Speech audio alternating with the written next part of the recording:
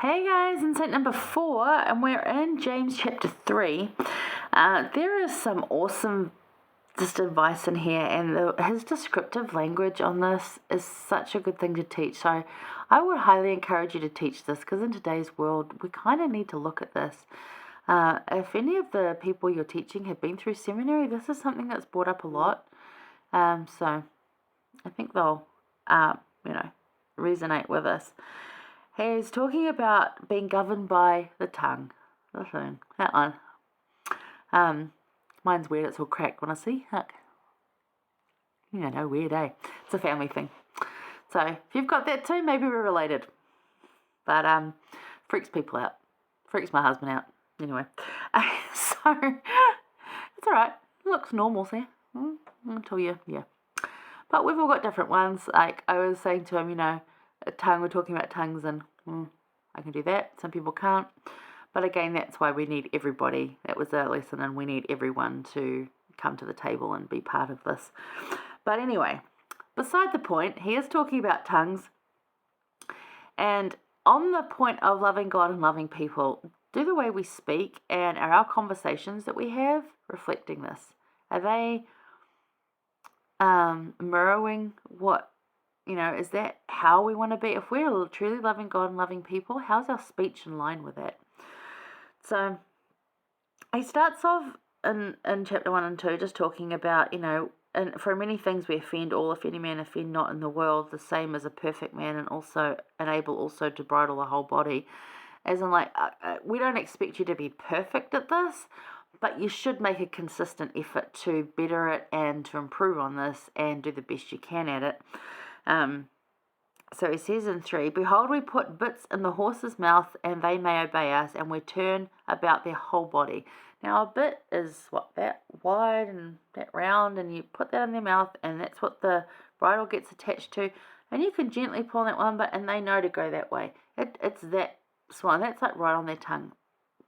And you know how big a horse is, and it's just like, oh yeah, that way, and for, you can guide them with that. So, a powerful thing. And then he says, but also the ships, which though they be so great and are driven by fierce winds, yet are they turned about with a very small helm, whithersoever the governor listeth. So however the captain or whoever's governing that, or driving that, same with a car. It's power steering. And this whole car turns in that direction, or slightly veers that way. Pretty cool, right? And yet a boat will do the same thing with about the same size wheels. They're a little bit bigger, but you think of the size of the boat and some of the wheels these days. And then in verse 5, even so the tongue is a little member and boasteth great things. Behold, how great a little fire kindleth. For how great a matter a little fire kindleth. What can we start with that? Huge. It can be massive. Look at some of the social media influences, the actual media influences. You just need one person to report it, and it's wildfire. We often use it term. It spread like wildfire. So one person can say it, and it's out there. So be careful what you say, right? So 6. And this is the thing. He says, and the tongue is fire, a world of iniquity. So is the tongue among our members, that it defileth the whole body, and setteth on fire the course of nature, and it is set on fire of hell. Our words matter. Little things can be incredibly impactful. So, James uses great descriptive language here to remind and teach us of how important words are, that what is spoken has enormous power. And verse 6 indicates that the tongue in its speech can defile a whole body. So it can actually poison your whole body by what you're talking about. It will change, the words you say and the words you think will impact how you think. It will impact how your body feels. It will impact your attitudes towards others. It is powerful. So this indeed has generational consequences. It's not just you. And as much as physical abuse and sexual abuse are abhorred, verbal abuse is as much, and if not more, soul-destroying. And I think for those of us that have been through that, we know that. You can be that cycle breaker of speech as well. Not just of physical and sexual abuse or any other type of abuse, but of bad speech too. Because if your goal, your purpose, your focus and commandment is to love God and love others, all others, not just the easy ones, then are your conversations and comments reflecting this? And we could all improve. Now, I've got an example of a friend I've had since childhood. She is younger than me. And her family, and they'll just say, oh, that's just how we are. And I'm like, well, no, that's how you were. You're choosing to stay that way. You can change. It is possible. You don't just have to keep saying, oh, yeah, it's just our ways. No. You can choose to improve. They speak to each other, not so much insultingly, but there is a lot of mockery that happens in the family. And parents especially are quite blunt, and they just tell their kids to shut up, and not in a particularly kind way either. Yeah. And like, I love them. They are good people, but their way of speech is detrimental to the spirit in the home. It's detrimental to their kids' well-being. It was then. It's now being detrimental to the grandchildren. So definitely generational.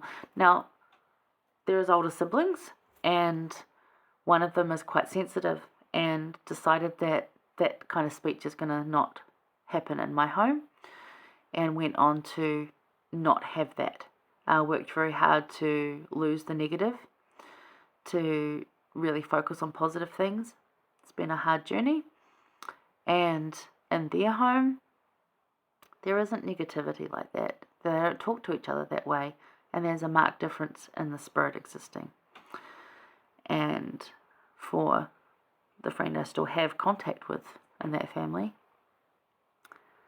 children are now doing this to others, and so much so fighting at church that it's become noticeable to others. And it's just perpetuated down through the generations, just like other abuses. So it is generational, and you can stop this by changing and deciding to make a change, just like you would with physical and sexual abuse. And they are awful. I guarantee you they are. But words will hurt more and are more damaging to your brain than getting beaten up every day. Because you can heal from that.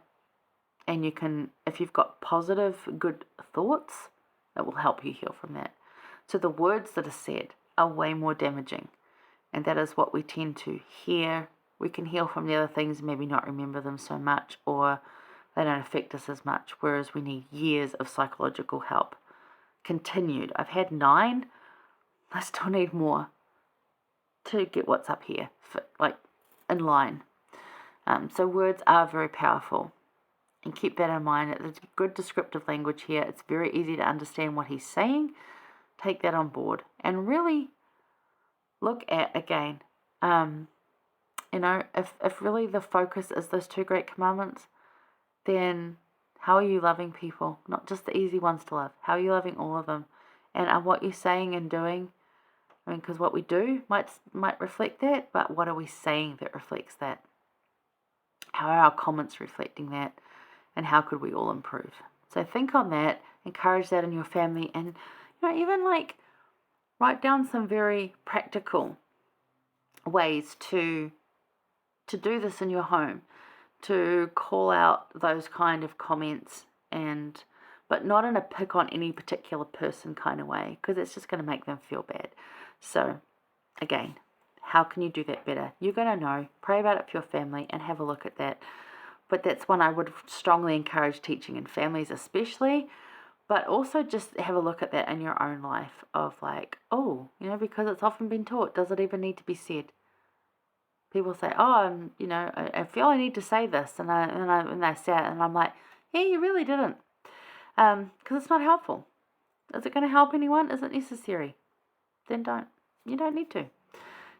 There's actually a lot we don't need to say, and I talk a lot. And there's a lot I don't need to say, and I'm still working on that too.